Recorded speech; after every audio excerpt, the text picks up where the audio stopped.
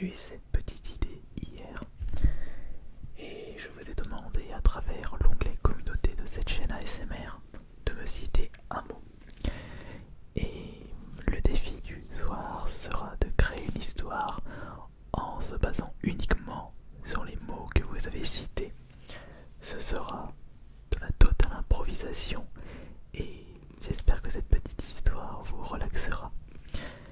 Par contre, s'il vous plaît, en échange, je sais que c'est beaucoup demandé, mais je remarque que ce réflexe disparaît petit à petit. Tout ce que je vous demande, et en plus je vous le demande avec une voix inaudible, une voix très très relaxante, je vous demande, attendez, je vous demande,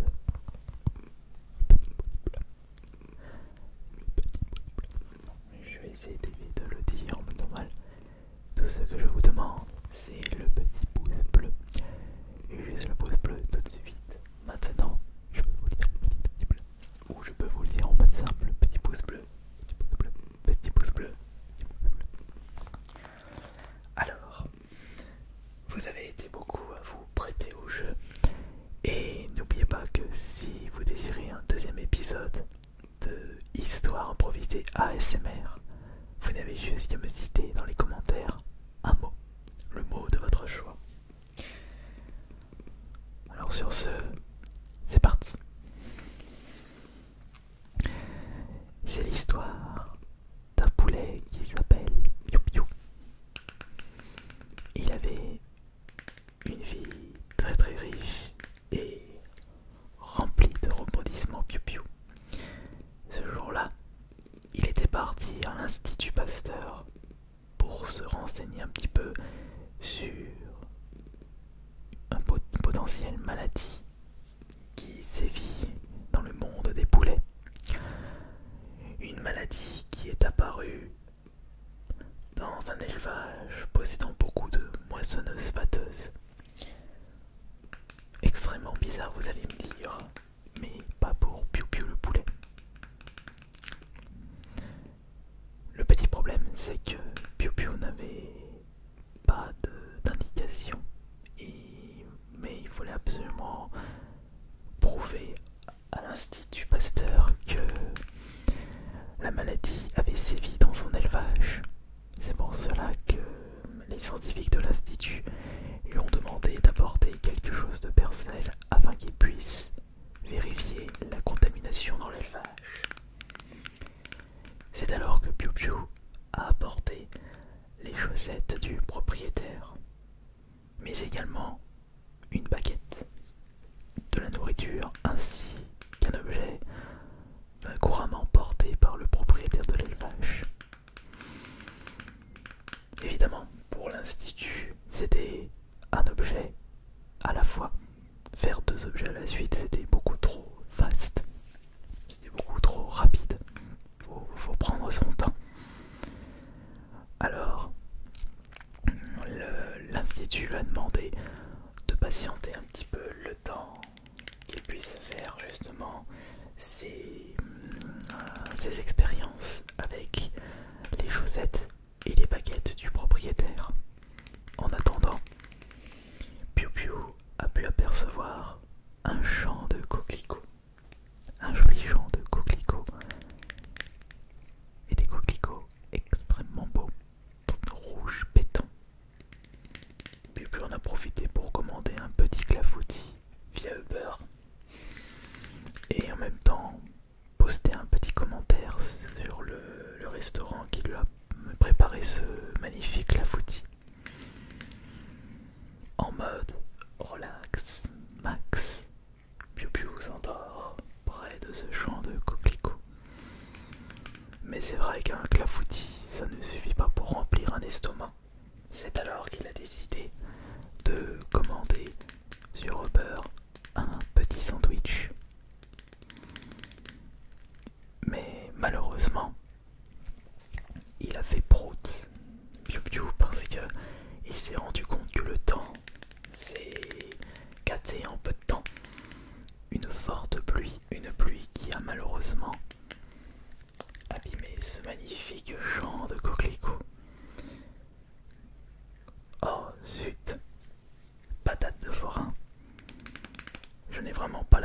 ceux d'une girafe. Mais qu'importe.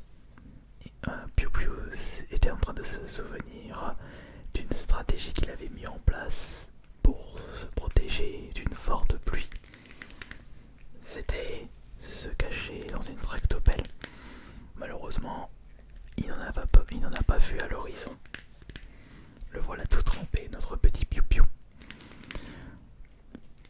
Il a décidé de fouiller, de farfouiller tout le tour de l'institut afin de chercher un objet pour se sécher. Mais tout ce qu'il a trouvé, c'est un katana. Même si c'est un objet qui nous fait voyager, c'est vraiment pas le moment de penser à un voyage. Mais ça n'empêche pas de penser à ce souvenir. Puisqu'un jour, il était une fois un petit poulet se nommant Piu Piu. Alors qu'il était tout jeune, il s'était servi d'un magnifique katana pour couper une pastèque en deux, tel un véritable samouraï. Son sabre ou son katana était tellement puissant qu'il pouvait également couper avec aisance une noix de coco. Mais attention tout de même à ne pas trancher les rotules du propriétaire de l'élevage. Ce ne serait vraiment pas une excellente idée. Après la pastèque et la noix de coco, pourquoi pas trancher en deux un petit melon, ou pourquoi pas le saxophone du propriétaire, parce que c'est bien beau d'élever des poulets et de faire un petit peu de musique pour augmenter le moral et améliorer la production de son élevage. Mais lorsqu'on se sert d'un saxophone comme d'une vulgaire casserole, bah c'est pas ça qui va attirer le taureau de Camargue et qui va enchanter cet élevage de poulets. D'ailleurs, Piu Piu se souvient de son acolyte qui avait réussi à abîmer le saxophone du propriétaire. Comment il s'appelait déjà ce copain de Piu Piu? Il s'appelait DC. DC qui était fan de tacos et qui voulait absolument changer de planète parce que selon lui, les humains étaient tellement alcooliques et buvaient tellement de pastis qu'ils n'arrivaient pas à faire la différence entre l'horloge tic-tac et un écureuil. Et ils n'arrivaient même pas à savoir où se situait le Kazakhstan sur une carte et confondaient également la tractopelle et l'anaconda. Mais bon, c'est pas grave. La pluie a cessé de tomber autour de l'institut. Piu Piu allait pouvoir se réinstaller dans ce champ de coquelicots. Attention à potentielle maladie, parce que Piu Piu s'est souvenu que la dernière fois qu'il était allé à l'Institut Pasteur, on lui avait dit, prévenu, qu'une maladie grave était en train de faire des dégâts chez les humains. C'est la maladie du coqueluche. Mais ce n'était pas un souci, puisqu'étant donné que ça ne touchait uniquement les testicules des humains, Piu Piu n'avait pas de problème avec ça. Mais après tout, ces coquelicots étaient vraiment, mais vraiment époustouflants, exceptionnels. C'était d'une beauté aussi grandiose et époustouflant que la beauté du fils du propriétaire, de l'éleveur. Ce fils, il s'appelait Corentin et il était fan des vidéos de fast tapping et de slow tapping, surtout avec le ciseau. Le petit problème avec Corentin, c'est qu'il s'amusait un petit peu trop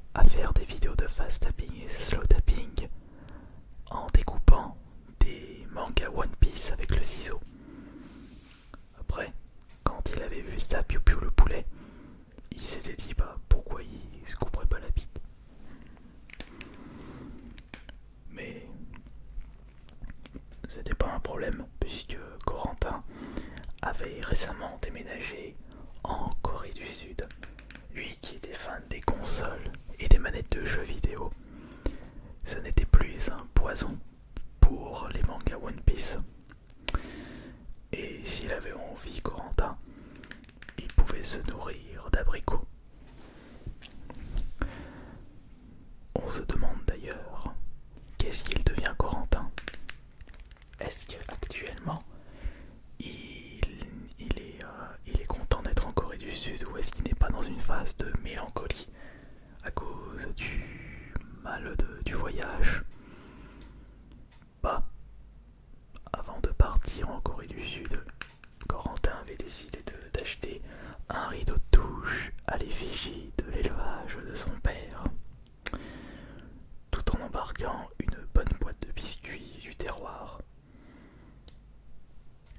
Mais en Corée du Sud, sachant que les fruits et légumes sont extrêmement chers, c'est pas demain la veille qu'il va pouvoir manger des soupes à l'artichaut.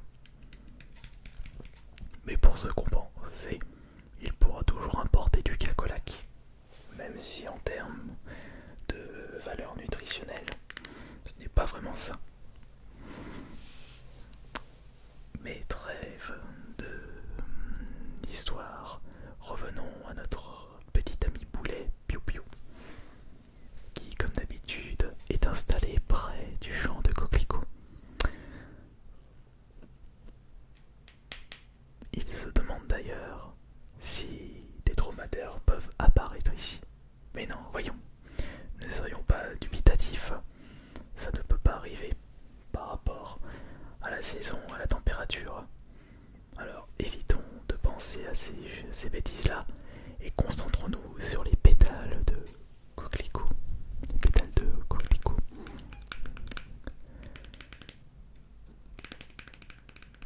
Mais dans une vie antérieure, Piu Piu aimerait bien devenir autre chose qu'un simple poulet. Pourquoi pas devenir un autre fruit comme une pastèque, un pamplemousse, tout en s'appelant Delta Lucky. Je ne pense pas que ce serait une bonne idée pour Piu Piu. Piu Piu, c'est un meilleur prénom que Delta Lucky. On se demande d'ailleurs si ce n'est pas un pseudo pris au hasard sur internet. Mais aussi, Piu Piu était en train de demander si, au lieu de se transformer en un fruit ou un légume, pourquoi pas se transformer en un insecte, comme un magnifique petit papillon. Un papillon, c'est magnifique. C'est léger, ça vole, c'est majestueux et magnifique en même temps. À quoi bon devenir un poulet alors qu'on peut très bien devenir un papillon? Et en se transformant en un papillon, Piu Piu pouvait rencontrer d'autres zigotos de cette espèce-là. Et pourquoi pas aller boire un petit coup quelque part, commander de très bons cocktails à la banane ou au citron et faire des rencontres dans des bars très branchés, comme ce bar qui est très très populaire dans le monde des papillons, qui s'appelle Anticonstitutionnellement. Mais ce bar a également pour réputation sa déco très atypique, puisque lorsqu'ils utilisent de nouvelles bouteilles pour les cocktails, ils entreposent justement ces bouteilles comme si c'était des trophées, et ça avec des morceaux de polystyrène ingénieusement placés. Il suffit d'une bonne étagère, un peu de polystyrène pour faire une magnifique déco. Anticonstitutionnellement est d'ailleurs un bar très très très relaxant, puisque le maître mot là-dedans c'est chuchotement. Chuchotement.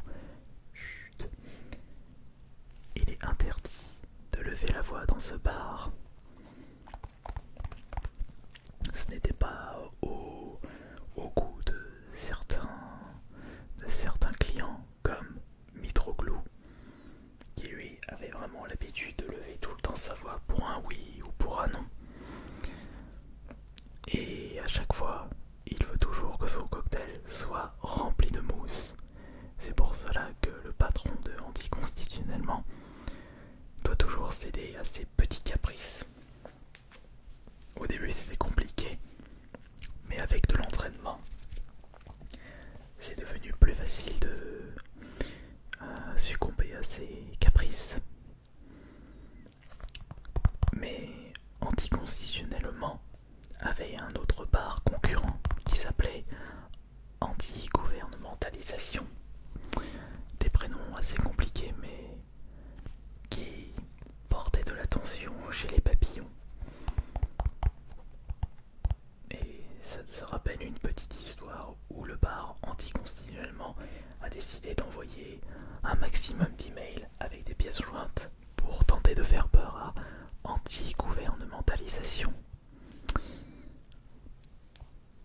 Mais qu'importe, le bar concurrent n'avait pas du tout envie de céder et de se prostituer devant le bar Anticonstitutionnellement. Tout ce que leur ont répandu, c'est bande de coquelicots. Essayez de passer à l'action et vous verrez que nous, le bar anti-gouvernementalisation, nous ne sommes pas des personnes qui proscratinent et nous n'avons pas des ventres de pipendum. Alors arrêtez d'être lents, bande de bonbonnières, et allez chercher des poneys pour savoir si vous aurez les reins pour nous faire face. C'était un message envoyé par un système Android. Et avec ceci, ils ont envoyé un petit colis rempli de pretzels. Un cadeau extrêmement bizarre, je suis entièrement d'accord là-dessus. Mais il suffit avec ces petites histoires de papillons et de bars à cocktail. Piu Piu se retrouve une nouvelle fois devant ce champ de coquelicots. Et il s'est mis à regarder le ciel, puisque la pluie avait cessé de faire des dégâts. Et il pouvait voir le soleil et le ciel bleu avec quelques nuages. Et certains représentaient la tête du Minotaure. Piu Piu s'est dit nom d'un cornichon. C'est vraiment incroyable de pouvoir visionner une tête de Minotaure dans le ciel. Et avec ses mouvements de vent, c'est comme si cette tête était sur un balançoire. Et tout en tournant, on aurait dit une girouette.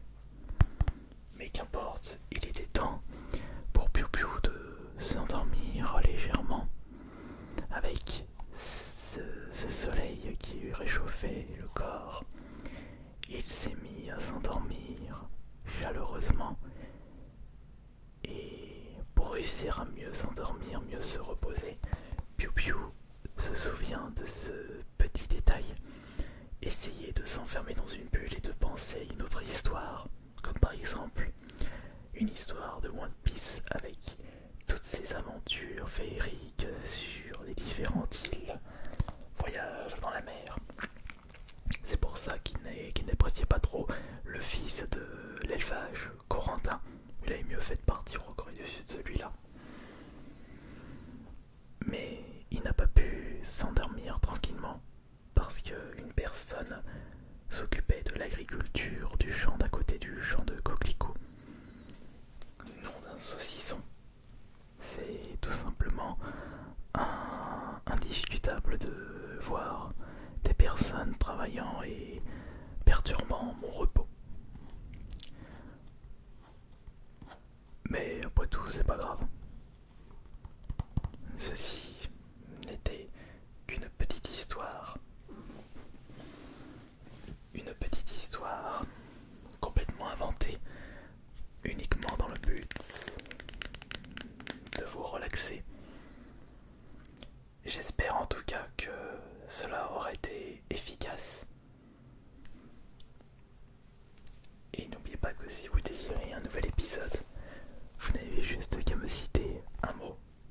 l'espace des commentaires. Ça va en termes d'improvisation d'histoire. Je pense que je m'en sors bien. À vous de me le dire. Un grand merci à vous tous d'avoir été présents et présentes. C'était Ice Minota.